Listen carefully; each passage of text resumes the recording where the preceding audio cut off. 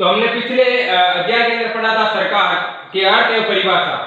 आज हम पढ़ेंगे सरकार के प्रमुख अंगों के बारे में विवरण विस्तार से वर्णन करेंगे। तो आज देखते हैं सरकार के 3 अंग होते हैं। सरकार के 3 अंग होते हैं। पहला का नाम है व्यवस्थापिका, दूसरा है कार्यपालिका, तीसरा है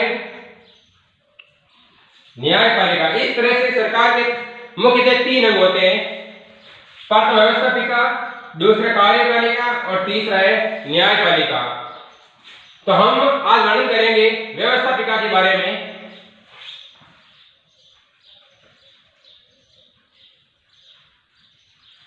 व्यवस्थापिका सरकार का प्रथम अंग कहलाता है। तो व्यवस्थापिका को सरकार का प्रथम अंग माना जाता है। प्रथम अंग भी कहा जा सकता है क्योंकि सरकार के अंदर जो शासन की व्यवस्था करने का जो पूरा कार्य और कानून बनाने का जो कार्य होता है व्यवस्थापिका का होता है, इसलिए इसे प्रथम अंग के नाम से जाना जाता है। व्यवस्थापिका का गठन भी 2 स्तरों पर होता है।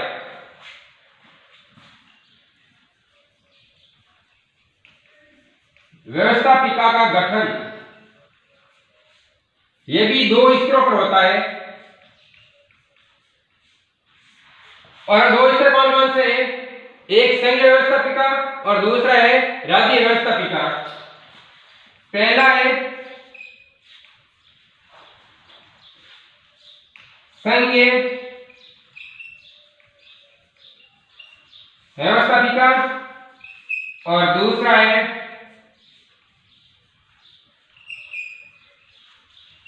राज्य व्यवस्थापिका। संघीय व्यवस्थापिका का मतलब होता है संघ या केंद्र में कानूनों का निर्माण करना, जनता के सामूहिक इच्छा को निर्धारण करना, जनता की अभ्युदय के लिए कुछ कानून बनाना और राज्य में रहने वाले लोगों की सेवा के लिए कानूनों का निर्माण करना, यह सब कार्य व्यवस्थापिका का होता है। और उसमें आता है संघीय व्यवस्थापिका।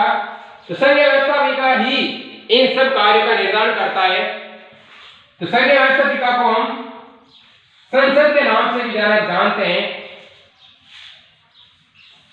अर्थात संघ में हमारे केंद्र में राज्य के लिए कानूनों का निर्माण करने का जो दायित्व है वह संसद का होता है। तो संघीय व्यवस्थापिका को हम संसद के नाम से भी जाना जाता है। संसद का उल्लेख हमारे संविधान के अनुच्छेद 79 में कहा गया है। संविधान के अनुच्छेद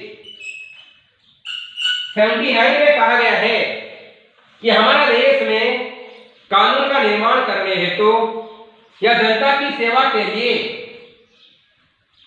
कानून का निर्माण करना, यह सब कार्य संसद का होता है। तो उसके कानून का निर्माण करने हेतु अनुच्छेद 79 के अंदर लिखा गया कि हमारे देश के कानून का निर्माण करने के लिए एक संसद होगी। तो भारतीय संघ के लिए एक संसद होगी। उन संसद का निर्माण कैसे होगा? संसद का निर्माण राष्ट्रपति व 2 सदनों से मिलकर होता है। तो हम पढ़ेंगे संसद का निर्माण कैसे होता है। संसद के निर्माण के अंदर 2 सदन और राष्ट्रपति की महत्वपूर्ण भूमिका होती है। राष्ट्रपति लोकसभा, राज्यसभा। संसद का निर्माण में राष्ट्रपति, लोकसभा और राज्यसभा इन तीनों से मिलकर के संसद का निर्माण होता है। ये हमारे संसद